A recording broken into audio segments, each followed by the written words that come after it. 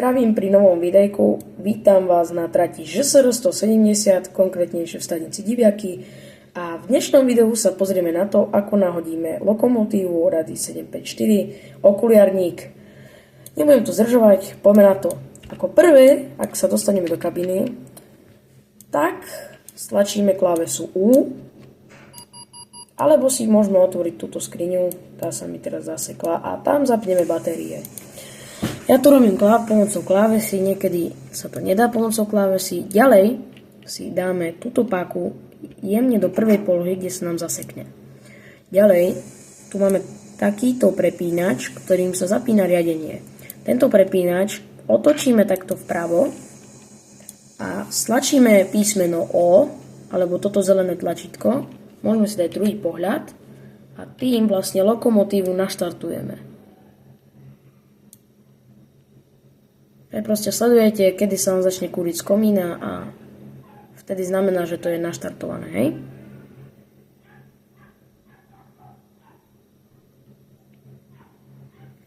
Stále to držíme, až pokiaľ nám to nenaštartuje. Lepšie to bude urobiť manuálne, nie stále to funguje.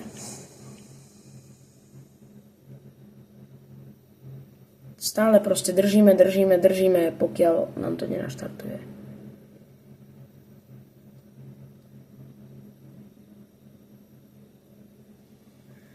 Musíme to držať. Sa ospravedlňujem, asi mám zlú polohu. Už to malo ísť. Alebo chyba je niekde v rušni, neviem. Môže byť, že ja som niekde urobil chybu. Á, už nám to chytlo. Proste musí si dávať pozor na tú páku, v ktorej polohe ju máte. Nefurt to chytí. Teraz urobíme D1 test Mirelu. Hej, a ten spočíva v tom, že je úplne jednoduchý. Dáte túto páku úplne dopredu. Ja už som to urobil. Dáte ju tak a potom dáte ju úplne dozadu. A proste ja zostávam pri čarke. Teraz už len povolíme túto brzdu do polohy odbrzdené, čiže ste to videli do očka. Teraz prevozieme šípkami na bočnú stranu lokomotívy, dvihneme tento poklop a doprava začneme otáčať, doľava či doprava to bolo. Proste povolíme ručnú brzdu. Máme sa naspäť posadiť. A už iba počkáme, kým nám Mirel urobí test brzd, vidíte? Už máme len dve čiarky. Ešte raz nám to nafúka toto hlavné potrubie. A zostane jedna čiarka. Utiahneme naplno túto pridavnú brzdu. Naplno ju utiahneme túto brzdu. A teraz ju proste len povolíme. Teraz ju proste povolíme a už by nám mal naskočiť Mirel. Tak je to tak. Teraz stlačíme klávesu plus na klávesnici numerickej, ak ju máte, a ak to nemáte, tak stlačíme proste tuto v strede plus.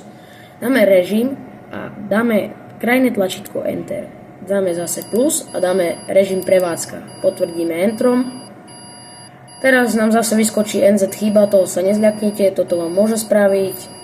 Samozrejme, nemôžete zabudnúť stlačať tlačítko bdelosti, to vám vyznačuje táto modrá kontrolka. Ak vám zhasne, musíte stlačiť bdelosť. Ináč vám to zase hodí tento kód, hej, že NZ5 alebo NZ1. Proste urobíte na mieste to, že vám to zafúka, brzdy, odfúka, koniec. Potom si nastavíte maximálnu rýchlosť, čo je v našom prípade 100 km za hodinu. Ale proste tu si nastavujete tak, že si dáte opäť plus, tu dáte max, dáte enter a pridávate, hej, pluskom, potom to potvrdíte enterom. Dobre, dáme si smer. A to už by bolo asi aj všetko a môžeme sa bezpečne rozbehnúť. Zapískame Bčkom a pridáme výkon klávesu A. A hovorím, musíte stlačať stále bdelosť, ak vám vidíte. Ak vám zhasne to tlačítko, musíte hneď stlačiť tlačítko bdelosti, lebo on to dá poruchový kód NZ1 alebo NZ5. No to znovu máme červenú, ale to nás nezajíma, lebo to robím v editovacom móde. Nerobím to normálne. Máme tak krásne na veľké odstavené českých dráh lúžkové Euronight. Taký nejaký fiktívny, neberte to tak. No a našou ďalšou zastávkou mala byť... neviem, čo ďalej nasleduje. Áno, ešte si zapneme poličky, na to furt zabudnem. Otočte tieto dva gombíky do pravej strany a možno si zapneme to 5 vláku. Uberieme mu trošku výkon. Zapískame.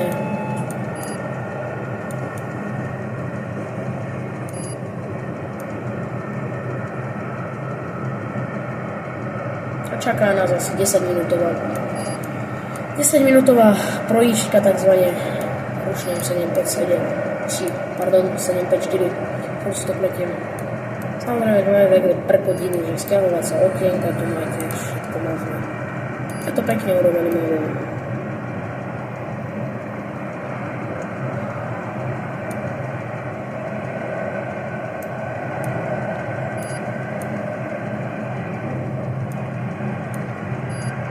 Stále, hej, ako zase to modré, musíte to naspäť stlačiť bielo, to sú tieto dve čudné. Alebo to môžete stlačiť klávesou Q. Klávesou Q na klávesnici stlačíte bielosť.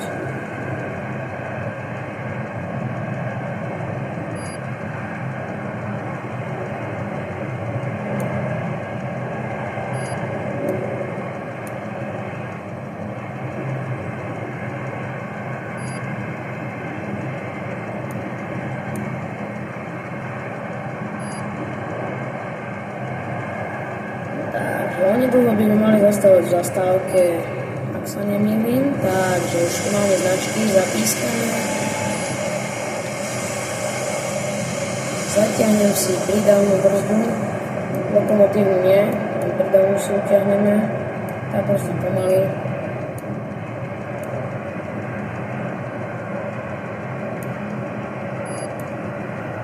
Ja ľudia, ako ja to ovládam cez klávesnicu, normálne to vezme takto ručne, stačí než ja to ovládam cez klávesy. Ja teraz neviem vysvetľovať, ktoré klávesy je načo. Máme takéto krásne 4 vagóniky máme pekne za tým. A za mňu budeme spomenovať. Raz zapískame. A tu je naša prvá zastávka. A zároveň asi aj posledná dnešného videa. Lebo je to iba osobáčik. Iba osobný vláčik. Krásne urobený prejazd máme všetko.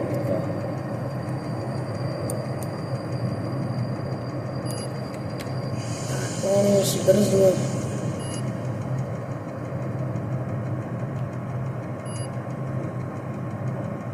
A my sme v zastávke Malý Čepín.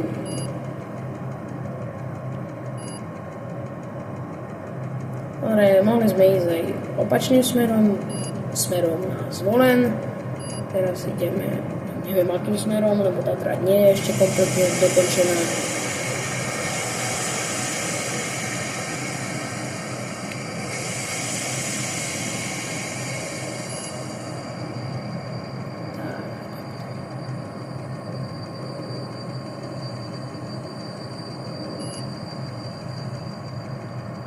Povolíme si pridávnu brzdu, dáme si pohľad z okienka.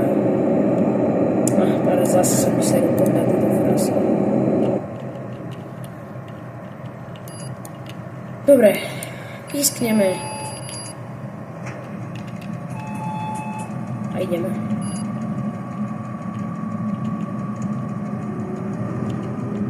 Pridávame opäť výkon. Možno stiahnu rolety len tak pre zajímavosť.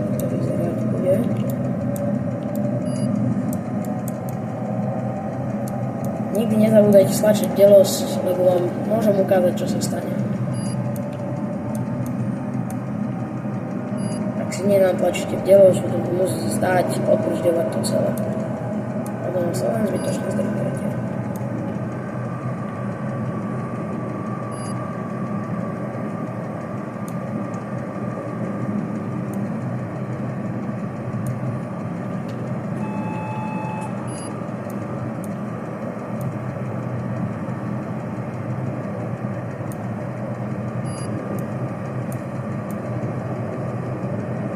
Krásne.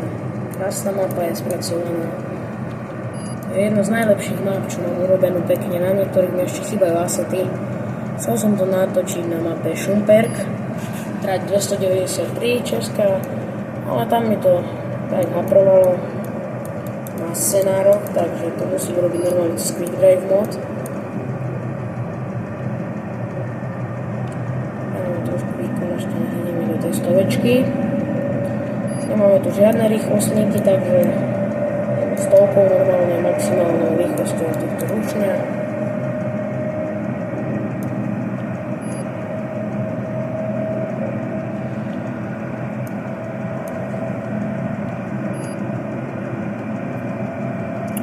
Onedlho zastavujeme v ďalšej zastávke, ktorá neniesie žiadny názov, proste je to len zastávka v stred poľa, nie je tam žiadna tabuľa v názov zastávky alebo obce, ktoré sa zastávka nachádza. Takže zhadzujem výkon, priťahujem, pridám brzdu, zapískame pred zastávkou, zatrubíme.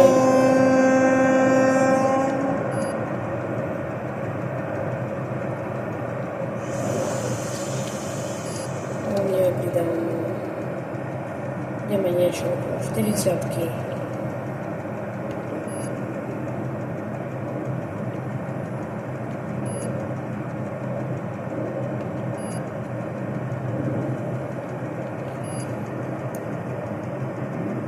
Ešte máme takto ventilátory hore porobené. Takto detailný fakt urobený model, pekný model, je to slovenský Xenie, je ich tu viac, mám aj 750-ku, tá je tiež nádherná. Na to si môžeme urobiť tutoriál v najbližšom videu. Ak by ste mali záujem. Tam tá 750 je iná, lebo tá nemá ešte Mirel zabezpečovač. Tá nemá vlakový zabezpečovač Mirel a taktiež nemá páky, ale jeden veľký kontroler v strede.